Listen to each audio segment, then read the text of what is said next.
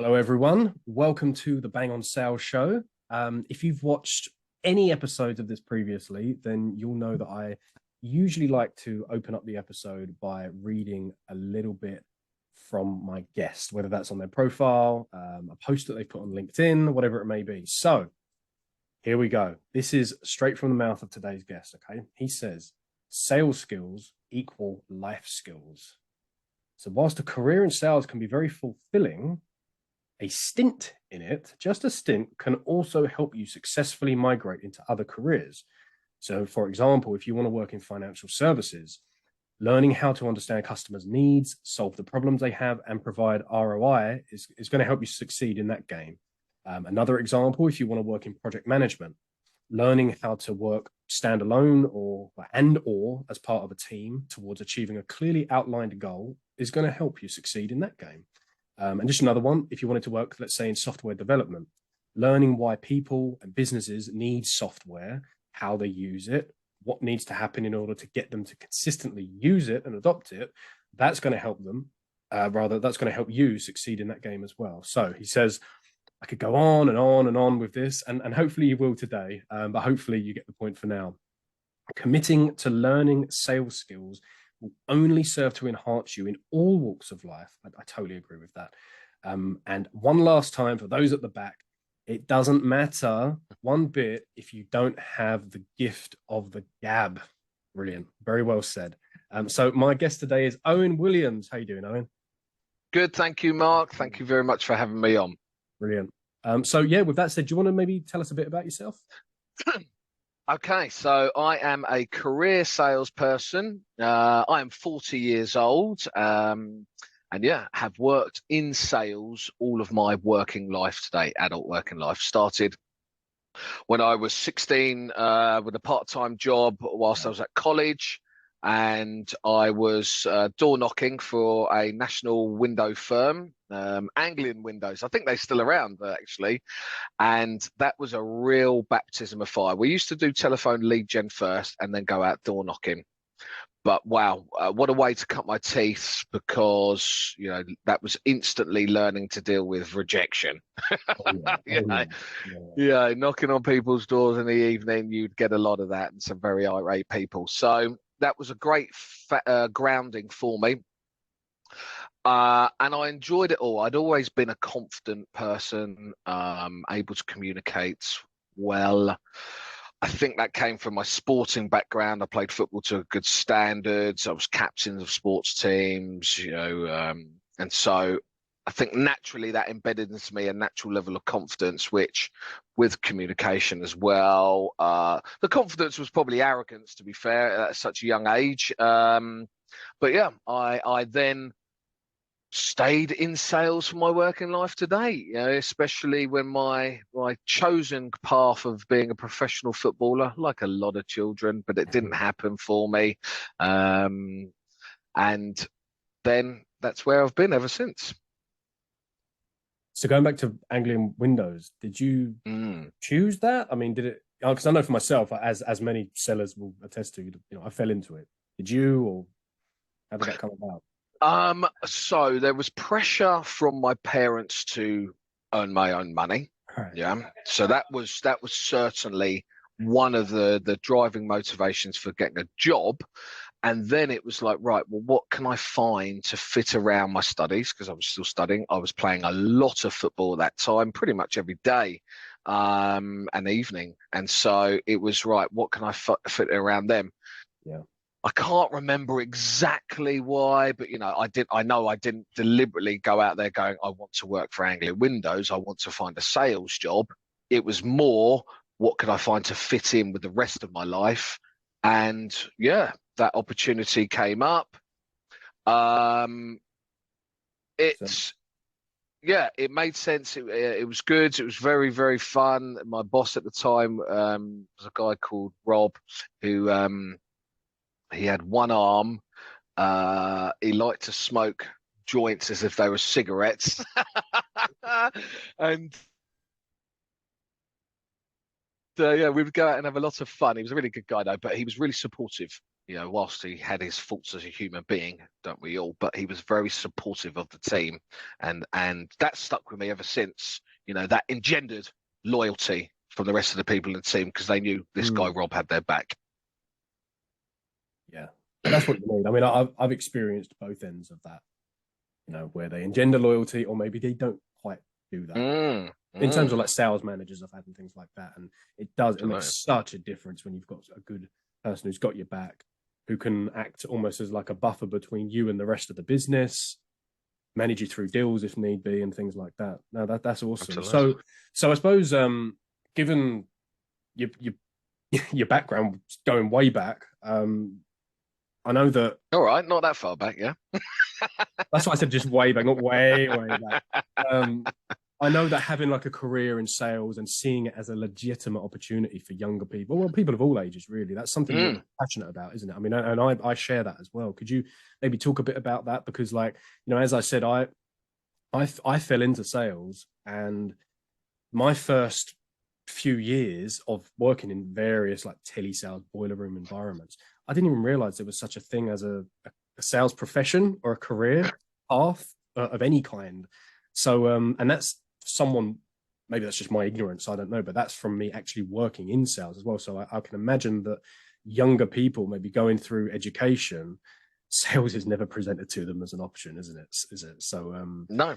Could you maybe, just talk a bit about that? Like, because I know you're passionate about it. What would you say to younger people? Yeah, absolutely. It's you hit the nail on the head. It is still not promoted actively during the education system as a genuine career choice. Yeah, I know that firsthand because I volunteer as an enterprise advisor, which means I work with the careers lead at a local school. Okay. And to help them on them delivering their career strategy. That school's the Ursuline College in Westgate. And the careers lead there is fantastic woman. She is, like I understand many careers leads in their role, ridiculously under-resourced. She's got far too much on her plate, but she manages it. However, when you talk about, what's the link between the education and the careers? Just default back to all the traditional ones that have been peddled for years and years that you will remember from when you might have spoken to a careers leader that I did, public service, a fireman, a policewoman, working in healthcare, lawyer, doctor, and there's at no point is there any mention of sales. And it's really, I think, a big failing, particularly because through my experience, I have seen it time and time again where young people, and you're right, it's not just for young people, but focusing on young people, still are falling into sales when anything else they might have been planning has not come off. They haven't, and this is the key fundamental, they haven't achieved good or the right academic grades, and so the system is telling them the path ahead is bleak for you. You're going to be working on a building site, you're going to be working underground, you're going to be working in the supermarket. Not to demean any of those jobs at all, not to demean them at all. However, sales, one of the best aspects about working in sales is, although there are plenty of employers who demand degrees to start entry-level sales roles, why? I don't know why, but despite that, an academic background, how good or bad, has no material effect on your ability to enjoy success in sales. Absolutely not. And so, with that in mind, I'm really fixated on, especially for those kids who are not going to do well academically. It's just recognizable. And one of my sons is most likely going to be one of those boys, or one of those children. Yeah, he's recently diagnosed as having autism, and he struggles at school. Whilst we're looking to find that super thing that he's going to be really good at, because he probably will be, but in the main, he struggles at school. So we're already thinking ahead for the future, and a lot more should be done to promote sales as a genuine career choice to all students, but particularly those who will fail academically and need a path ahead of them in the future. And I'm very, very passionate about it because I've seen numerous times firsthand how learning how to sell with the right leader in the right environment, right company, of course, they're all important, but how that can transform a young person's situation in a relatively short period of time, from being like, oh my God, the path ahead's looking very bleak, to, wow, I'm earning a lot of money in comparison with the majority of people in my age range, and that's opening up all sorts of doors. And I've seen that happen numerous times. Yeah. Tell me about just broadly, some of the benefits of working in sales, because I think there's material benefits, there's psychological and emotional benefits. There's longer term professional benefits in terms of the people you meet, the network that you can develop, and things like that. So what do you think on that? I agree with everything you've just said there. I just answered my own question. Yeah, yeah. I agree. Let's move on. Just expanding on one of those points there about the materialistic aspects of it. Yeah, there's no getting away from the fact that one of the big draws of working in sales is the earning potential. Yeah, and there's a lot of conflicting views as to whether that is the driving motivator to get into sales. I believe that in order to do well in sales and be attracted to sales, you have to be driven to want to or need to earn a certain level of money. But it's not necessarily the drive to just get money that's the important thing. It's what that money can enable you to do in your life. Yes, we all have our own ambitions, and success is a subjective word and it looks different to all of us. Doesn't mean your version of success is better than mine and vice versa. It's important to you. And sales, working in sales and being successful in sales, or even just having sales skills, gives you the ability to control a level of earnings, which can help fulfill other life ambitions. Yeah, you might want to buy a house, which is ridiculously hard at the moment and looks like it would be for a long time. Working in sales in the right environment, being able to earn a great amount of commission, it's a way to achieve that aim. Yeah.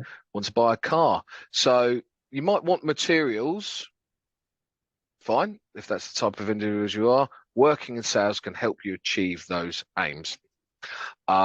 Communication, as you said, and as you said right at the beginning, sales skills equals life skills. Yeah. If you are able to converse with people, show genuine interest in other people, active listening, you can migrate that skill into all sorts of walks of life. Yeah. And that's giving you a leg up in life. The network, again, that's an extension of building relationships. Yeah, building a network. Yeah, your net worth is your network is your net worth, whatever. But if you have the right network, all sorts of opportunities can come up. Maybe it's getting back to this. Certainly pre-pandemic, the travel aspect was certainly a massive positive working in sales. Going up and down the country or going to other countries to go and meet people, experience different cultures, eat different food, speak different languages. That just expands your horizon. Okay, the pandemic put a big nail in that coffin, but maybe that's coming back. But still, it's the point about just engaging with other people and learning more about them and, expanding your horizons. And you can fit in a lot of podcasts and audio books when you're massive, up and down the country, right? Yeah, absolutely. Yeah. And that's another point. Yeah. And that's what I do whenever I'm on the road, which is very rare nowadays in comparison to pre-pandemic. I used to be out a lot.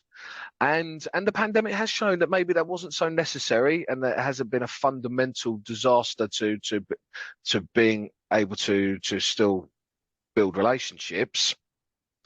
But whenever I am out and I'm doing lengthy traveling, it's a great time to focus in some podcasts and do some learning, read something. Something you mentioned at the start, and I should have planned to ask you this actually. You still play football, don't you? I do.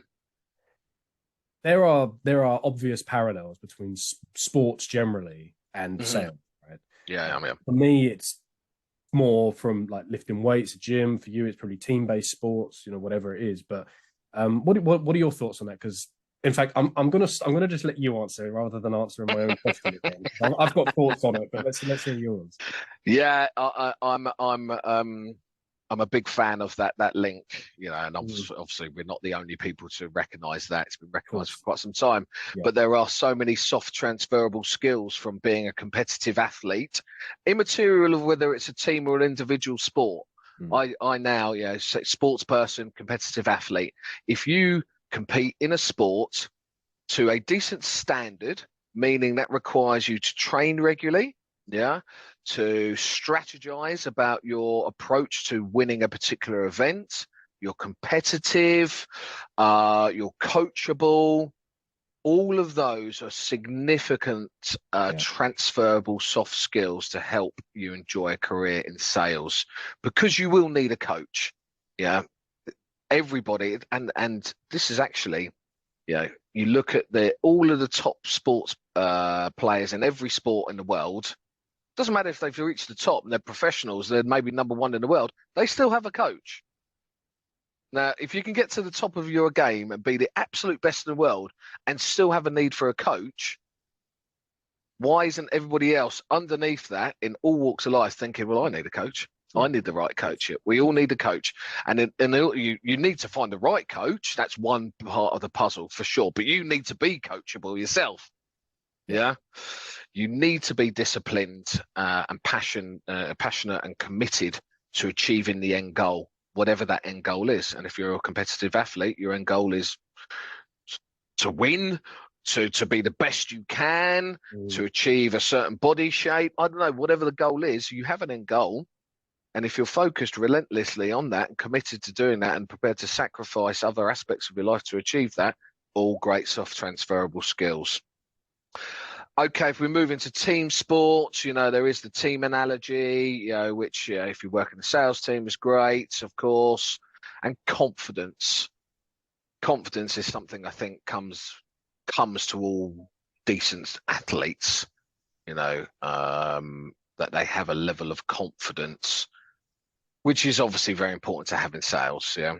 yeah, yeah. But a confidence in yourself and your ability to set out a goal and go after it and achieve it, and and the planning, the organization that comes with that, all of that stuff as well. So Correct. yeah. Absolutely.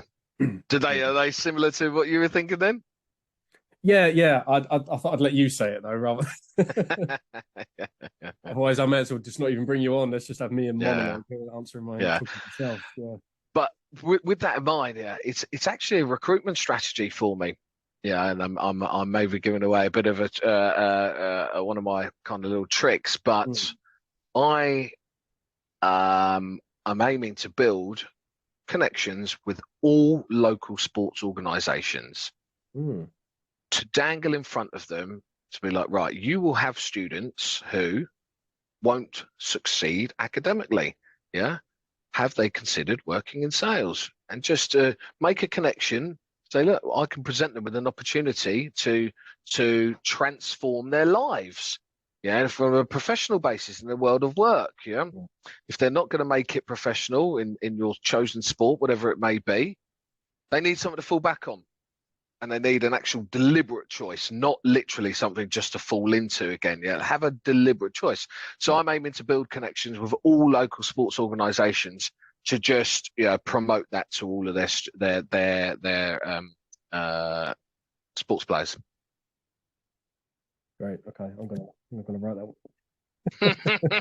You Yeah. go for it. You're in Yeah. another country to me, so it's fine. Yeah. Yeah. Yeah. So, yeah.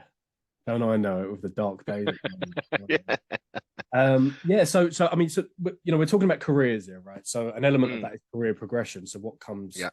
It's not just about getting the job, right? It's like what's actually in front of me beyond that, and especially, I guess, for a younger person who's thinking about what does the next. I don't know how much younger people think in terms of the future these days, but if you're thinking 5, 10, 20, 30 years down the line. So something we spoke about before we hit record was this idea of career progression and how it's kind of interpreted differently by different generations. So tell us about that. Yeah. Just before I do the comment you made there about young people, are they able to see longer term? In the main, in my experience, no. Yeah, and that's reflected. That's not a slur on any young person. Yeah. I remember what I was like when I was 21. Someone says to you, "What's your 5-year vision?" You think, "I'm not thinking past next weekend, let alone 5 years." What does that mean? It's an alien concept, and so for lots of young people, that's through no fault of their own. They're just not thinking that much longer term, and they need the guidance. Back to the actual question about career progression. So, we were discussing how there are, what's clear now is that the newer generations, your Gen Zs, their interpretation of career progression is different to what I perceive it to be and what I'd imagine the majority of older generations do, when I hear career progression, I hear, progressing up the ladder within the organization that I work for, to go as far as I can within that company. So, job for life, all that kind of concept. I want to stay there for a long time and I want to work myself up this ladder. And that was what I wanted in my own career. And I got as far as I could in my past life before moving on to do this.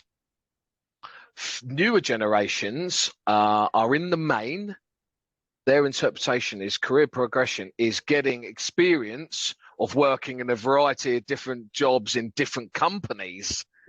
So what other people from older generations might look at called job hopping. I see, and I've been this person whenever I've been recruiting in the past, looking at CVs, and you see someone moving around every 1 year, maybe 6 to 9 months. And in the past, I might have made just an immediate negative judgment on that, and I probably wouldn't even interviewed them. Got job hopper? No, not for me. We're looking for someone who wants to find a base. But it's important now for leaders to understand that if they're offering career progression, that how it's been interpreted by the interviewee might be very different. They might be they might be thinking, right, we're offering you the chance to progress up in the ladder here. The person interviewing is going, oh, how good's that? They're actually openly acknowledging that I'm probably going to move on after 2 years. And so that's important now for leaders of younger generations to actually be clear on, are we on the same page when we're talking about career progression? And also it adds an extra challenge now, because it's seemingly that's more of what the younger generation wants, that not to be tied down to life, to be fluid, to be able to make quite rapid changes in their lives. And so if you're building a team full of those younger generations, it's very difficult how you actually build that team, because you've got to accept I might be losing these people after 2 years because they want to go and see what else the world offers. Yeah. I'm going to go a little bit off piste here, actually. You've got experience in sales management, right? So perhaps you can tell me if this idea I've got is complete nonsense or not. But we know that the staff turnover in sales is very high relative to other professions, other industries.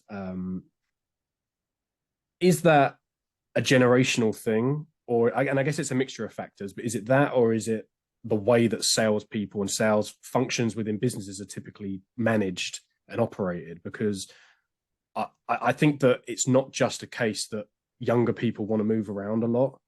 I think that oftentimes, you've probably seen this through the years.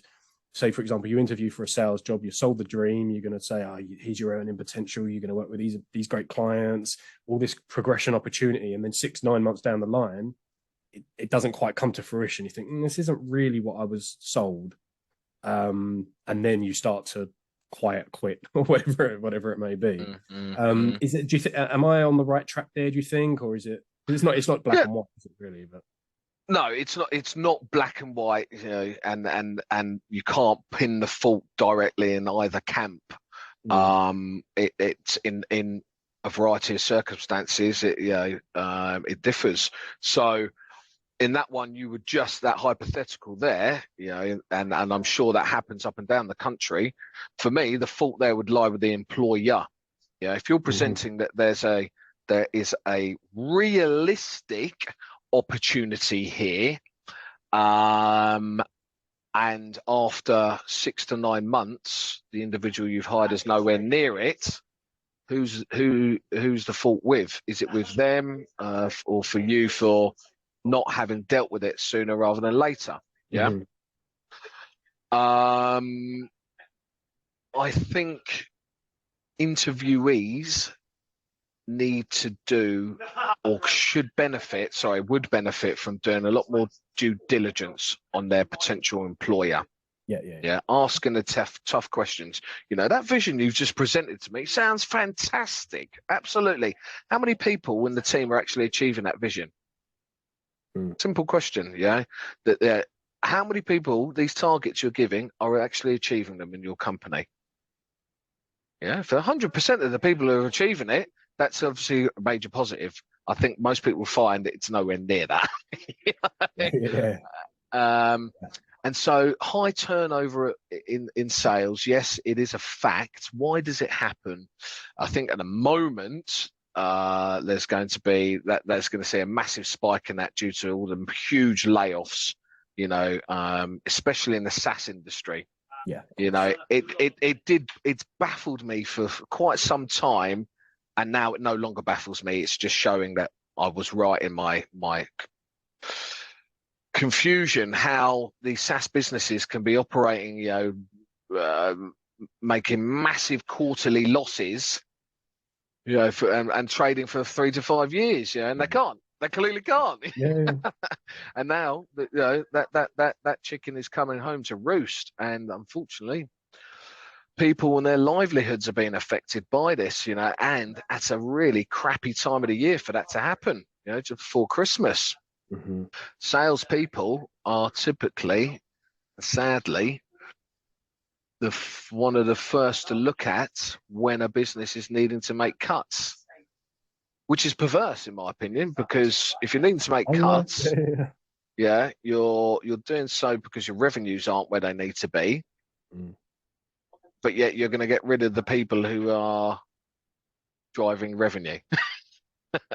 And then you're gonna pile the pressure on what's left, and you're gonna burn them out, and they're gonna leave as well because they're taking on too much pressure. You dangle this carrot, go, well, look, we've doubled your account base, but I'm one human being. I can only handle so much anyway. It doesn't matter how, if you're dangling a carrot, I can't sustain it. Yeah. And so this is a poison chalice that you're giving me, Mr. Employer, because you've let go of these other people and you're presenting it as a massive positive for me when it's far from. So yeah, it's a decision that constantly baffles me. When people are cost cutting, why they look to chop majorly from sales. But it happens. It does happen.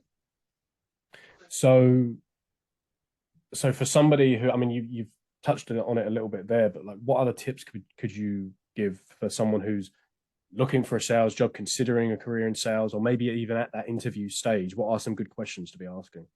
Yeah, okay. So we've already touched upon that one. Yeah, if there is an existing sales team or sales staff, how are they performing against the targets? What are the targets? First off, are there targets? Yeah. How are they performing? How's the sales team structured? Yeah, who's leading it? Yeah. Going back to that point about one piece of the puzzle is choosing the right coach. The other piece is being coachable.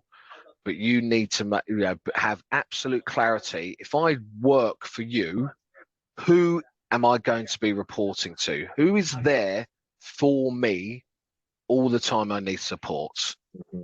And if that answer is opaque, wishy-washy, alarm bells. Massive alarm bells for you. You need absolute clarity. Be like, well, this person here. Yeah. Can I speak with that person? If they're not involved in the recruitment process, why are they not involved in the recruitment process? Again, is that a bit of an alarm bell? What's the financial strength of the business? Very, very pertinent to what we just said about SaaS companies. Yeah, SaaS is fashionable and has been fashionable for a good few years, But I think the recent job culls and business failures in that industry will start to open people's eyes. Yeah. Well, we presented this vision longer term. It was all made up. So the financial strength of the business. What are they selling? What product and service are you providing? And could you as an individual actually be passionate about that? If they're selling pens, a bit cliche, I know, very cliche, I know, but if they're selling pens, can you really get passionate about selling a pen? If you can't get passionate about selling this pen, there's no point joining the company. Especially if you're going to be in a sales role.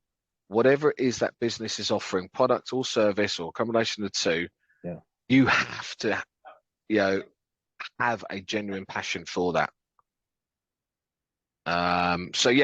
Check in the performance of the existing salespeople in the company if there are there.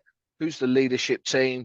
The actual financial strength and stability of the business, and the product and service that they're actually offering. Is it something that you could generally be passionate about?